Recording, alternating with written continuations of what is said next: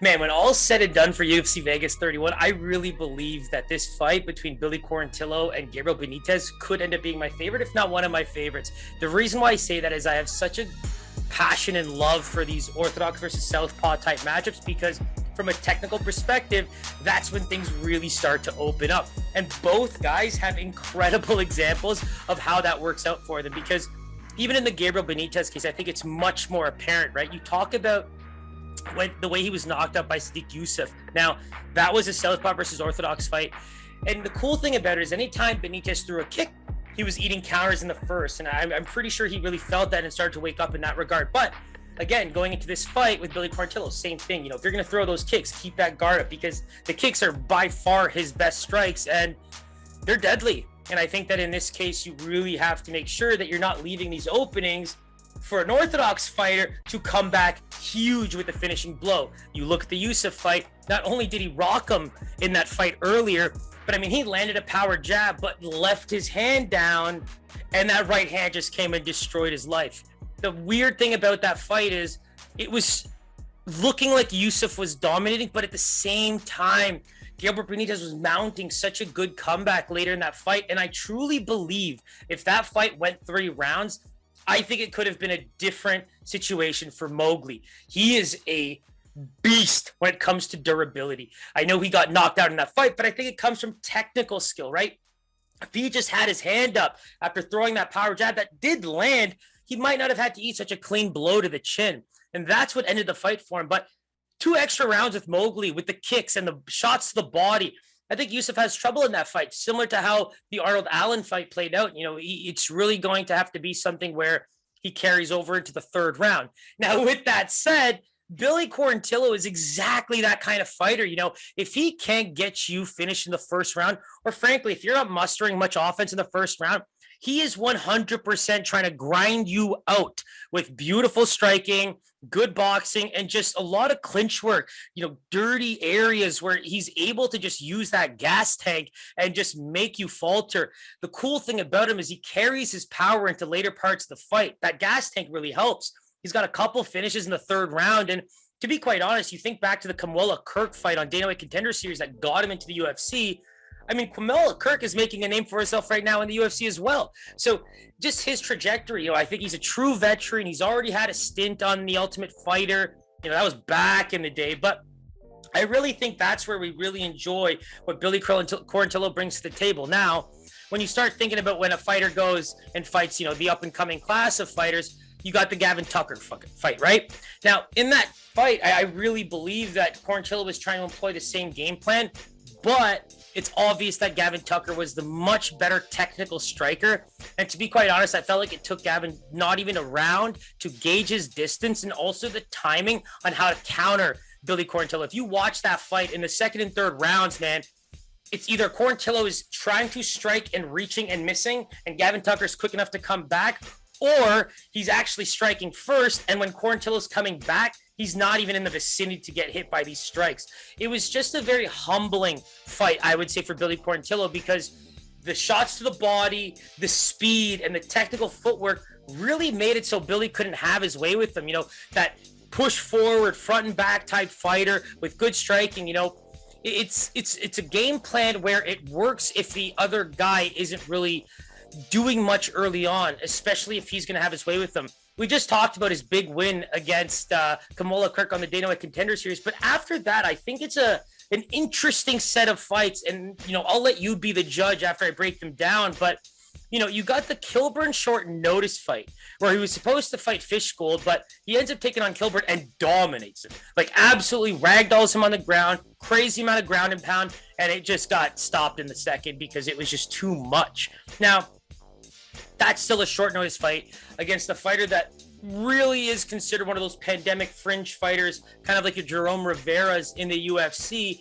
And so, you know, that's where with Quarantillo, I'm just a little skeptical, right? You know, the Gavin Tucker fight, for example, was his very first real taste of, I think, UFC caliber fighters, and it didn't go well for him. You've got 2 other fights that he's won in the UFC, and Spike Carlyle is another guy where if you pin Spike Carlyle against the guy who does well over the course of 3 rounds, I mean, that's a terrible fight for Spike. he's a great early fighter and will try to use that big muscular body to, really power his way through to a victory. But, Bill Algeo and him really, and Billy Quarantillo were able to showcase what it means to take him into the deeper rounds, outwork him, and also just get him tired. I think that's what you do with the muscular big guys. And it worked right into Quarantillo's hands in terms of game plan. So again, now we just touched on 2 fights where they're just really good matchups for Billy. And the most recent one, my Canadian brother, Kyle Nelson, same thing. I think that Quarantillo just looked so fast in that fight because Kyle Nelson's striking just wasn't there. He was getting beaten up pretty badly, and slowly but surely he was able to end that fight as well.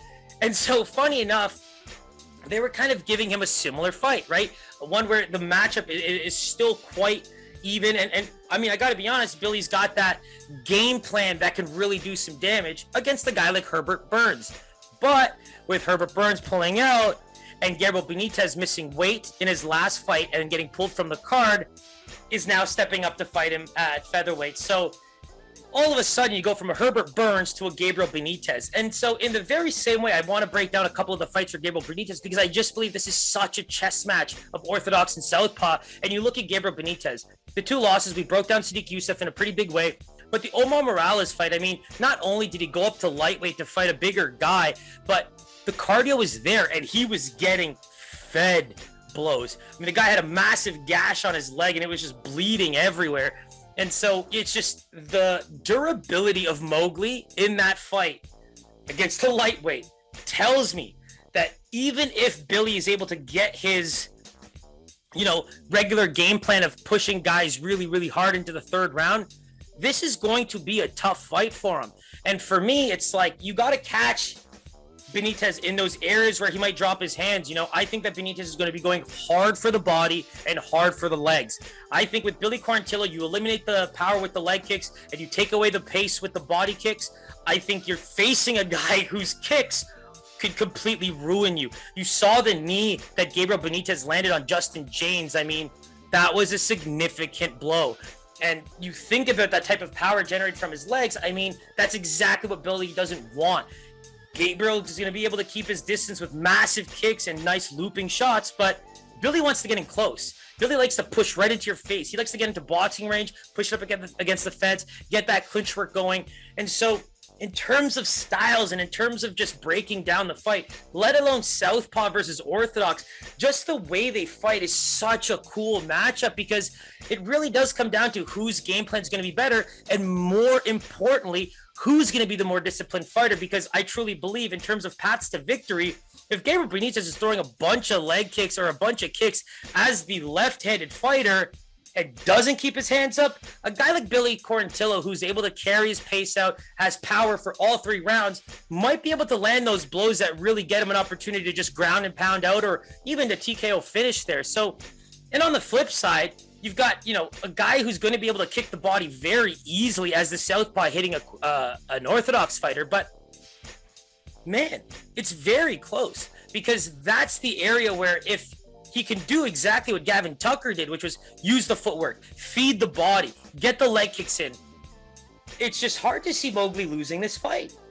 But again, Sadiq Youssef, he was still able to land a big power jab and even knocked him down in the first, but big right hands can come right back at you as a southpaw if you're not keeping that guard up. So for me, crazy close fight just in terms of game plans and just strategy and the way they fight as orthodox and southpaws. But as an overall fighter, and just the losses that Gabriel Benitez has had very much come with, I don't want to use excuses, but with a grain of salt, because he looked so good at them. So you go look at the record, it tells you one story, but then you go watch the fights and it tells you another. So for me, I'm leaning towards Mowgli because I think that the offense he can put together here and his ability to kind of take blows outside of very open shots from a guy like Sadiq Youssef, who has insane power, especially in the first round, you got to give the edge to Mowgli in those kicks. And so let's take a look at the lines. I think this is going to be a fairly close fight, but Mowgli getting the edge. So here we go. All right. So, I mean, here's the part where I'm going to take some credit. It opened as a minus 220 and a plus 170 for Billy. but it's moving down. It's getting a bit closer. So Gabriel Benitez is now coming in as a minus 180, most areas a minus 200, and now Billy's actually getting closer to that plus 150, plus 160 range after opening close to that plus 175 range. So you do see that people are chopping up on that value for Billy, and I think that the most underrated aspect of his game here is truly the pace and just the ability to try and attack that right side, the left side of Gabriel Benitez's face while he's trying to get those big kicks in. So, I mean, I'm leaning Gabriel Benitez already, even without looking at the weigh-ins yet, despite his story in the last fight. You know, he's been in a long camp, probably already been training, and now exactly knows who he's going to fight. So it's very difficult for me to see Gabriel losing this fight, especially with the kind of fights he's been in and the type of fighter he is. So best of luck to both guys. I think this is going to be one of the most fun fights on the card, and it's an absolute beauty to start the main card.